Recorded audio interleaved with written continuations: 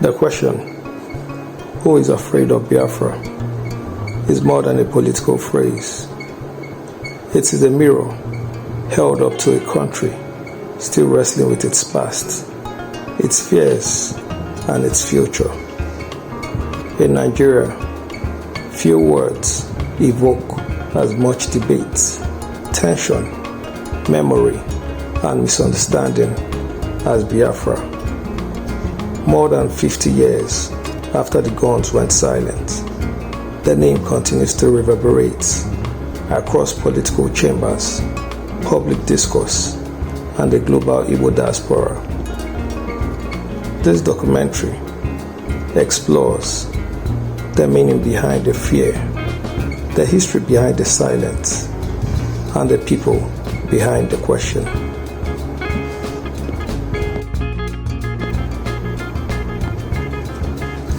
There are questions that nations answer with pride, and questions they avoid with silence.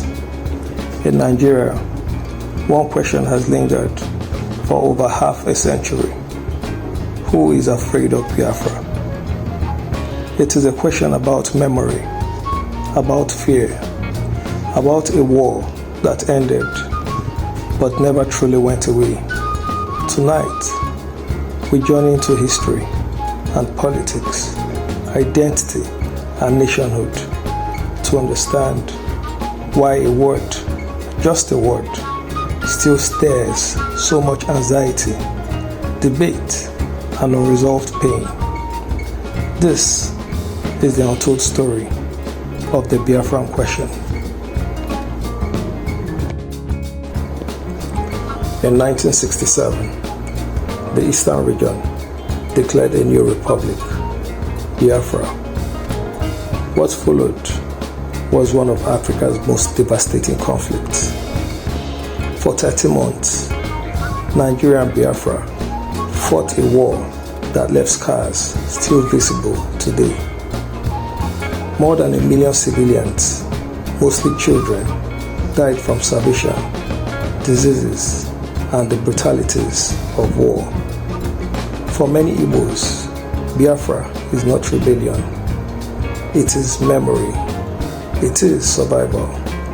It is a story passed from generation to generation, often whispered, rarely discussed publicly. But for the Nigerian state, the word Biafra is political, sensitive, and dangerous. This is where the fear begins.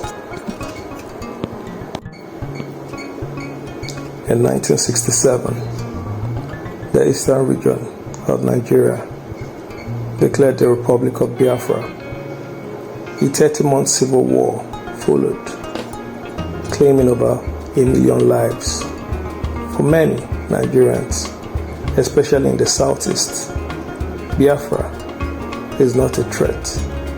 It is history, identity, and an unresolved national question. For others, it is a taboo, a word associated with secession, instability, and the painful memories of war. The tension between memory and fear is the starting point of the modern conversation.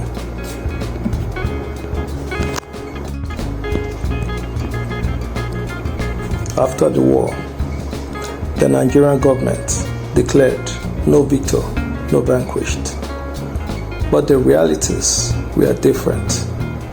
Properties were abandoned.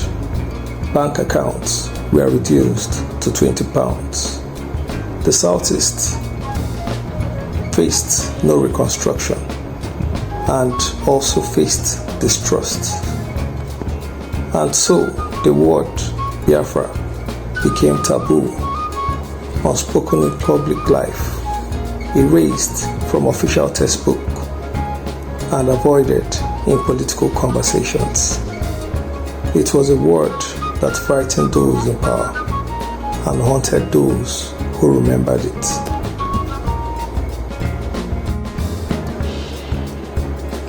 More than half a century later, the Nigerian state still reacts strongly to anything linked to Biafra. Why? Because the word represents a challenge to the narrative of national unity, a reminder of unresolved political grievances, a symbol of autonomy for a region that feels historically marginalized. In government circles, Biafra is seen not as a historical term, but as a potential threat, one that must be suppressed before it becomes a movement. More than 50 years later, Nigeria remains hypersensitive to anything linked to Biafra. Government statements are swift, protests are dispersed, flags are banned, speeches lead to arrest. Why? Experts say the fear is driven by three things. 1. Political symbolism. Biafra represents a challenge to the Nigeria's narrative of unity, a reminder that one region once tried to stand alone. 2. Unresolved grievances. The Southeast continues to demand greater representation, infrastructure, and security. Acknowledging Biafra means acknowledging the imbalance. 3. Precedents. If one region successfully reopens the question of autonomy, others might follow. And so, the fear is not about Biafra alone.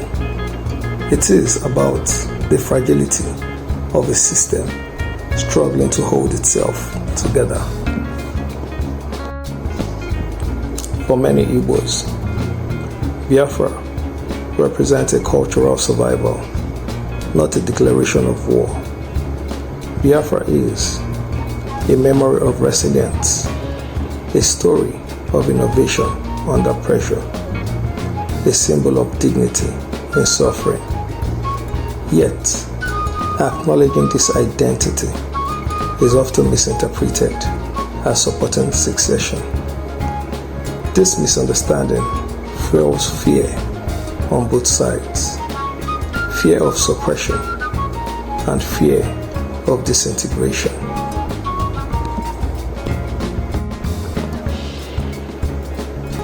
For many Igbos, Biafra is not a flag, not a declaration, and not even a nation. It is identity, an identity formed through the trauma of war, the pride of resilience, and the global success of a people who rebuilt themselves from ruins. Yet, expressing that identity is often misinterpreted as disloyalty. A man wearing a symbolic necklace, a student researching the war, a cultural group performing an old anthem. What is culture and what is rebellion?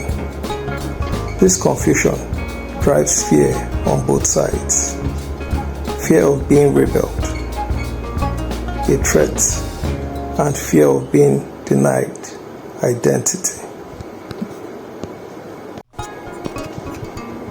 In the 21st century, the conversation around Biafra gained renewed energy through global social media, mass protest, and diaspora advocacy.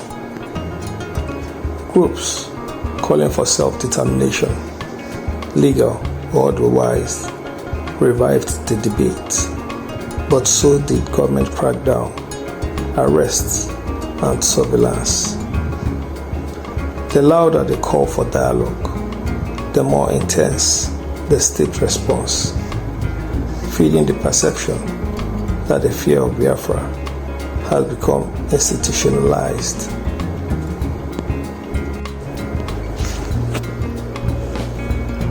The 21st century brought new voices to the Biafran conversation. Social media made activism global. YouTube, Facebook, WhatsApp, and X, formerly Twitter, amplified frustrations. Diaspora groups began lobbying foreign governments. Some movements called for peaceful dialogue. Others demanded referendum. A few escalated into confrontations and clashes. The government responded with surveillance, arrests, and military operations, intensifying the fear narrative. In this new era, the Biafran question became international, seen by millions around the world. Behind the political tension lies a deeper question. What does Nigeria stand to lose or gain by engaging with Biafran conversation? The Southeast is one of Nigeria's most entrepreneurial regions. Its people dominate manufacturing, export trade, tech innovation, and diaspora remittances. Recognizing regional grievances might force the nation to confront structural inequalities, something many political actors fear.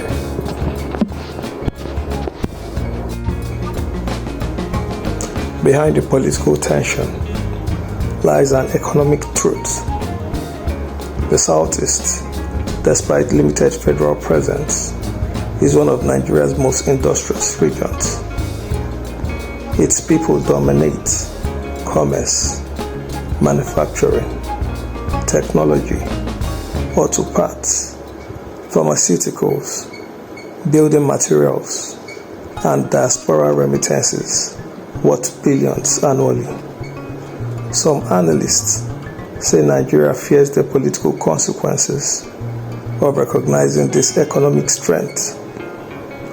Others argue that granting regional autonomy, fiscal or political, would expose structural weaknesses.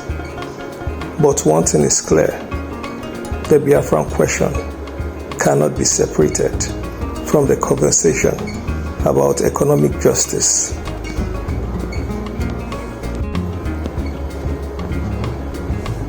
Today, Biafra exists less as a territorial dream and more as a metaphor for justice, fairness, and the right to exist with dignity. It is an idea carried by young, the old, the diaspora, and anyone who believes in restructuring or equity in Nigeria. Ideas cannot be crushed. They can only be understood, negotiated, or allowed to evolve. Today, Biafra exists less as a country and more as an idea of fairness, federal balance, security, dignity, and the right to self-determination. Ideas are harder to suppress than movements, harder to silence than organizations, and harder to erase than flags. This is why the question remains alive: who is afraid of Biafra?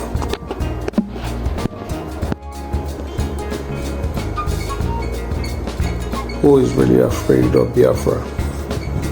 Is it the government, the political elites, the military, or a society afraid of reopening old wounds?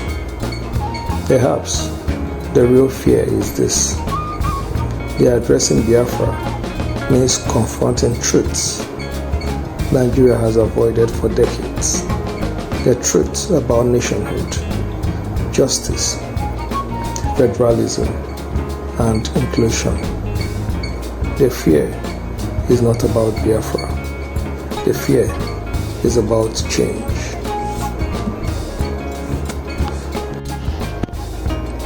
Fear is a powerful political tool. Some fear Biafra because it brings back memories of war. Some fear it because it threatens the political power. Some fear it because it challenges the definition of Nigeria. But perhaps the greatest fear is the fear of dialogue. To discuss Biafra openly is to confront decades of inequality, political exclusion, and historical wounds. It is easier to silence a word than to solve a problem. Countries around the world have confronted similar questions. Scotland, Catalina, Quebec, South Sudan, Eritrea. Some held referendums, some renegotiated the constitution, some devolved power, others became new nations. Nigeria has avoided this conversation entirely. Until the nation faces it honestly, democratically, and peacefully, the question will continue to echo. So, who is afraid of Biafra? Maybe the government, maybe the political elites, maybe the international community, maybe even the citizens themselves. But perhaps the real truth is this: people fear what they do not understand. Nations fear what they refuse to discuss. And governments fear what they cannot control. But Biafra today is not a declaration, not an army, not a border. It is a question, a memory, an idea, a mirror held up to Nigeria asking, what kind of nation do you want to be? Until that question is answered, the fear will remain. Who is afraid of Biafra? Maybe the answer is everyone and no one. Because to understand Biafra is to understand Nigeria. The fear of Biafra is to fear dialogue.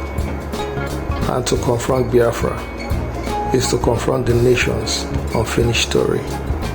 This documentary invites the world to listen, not with fear, but with courage.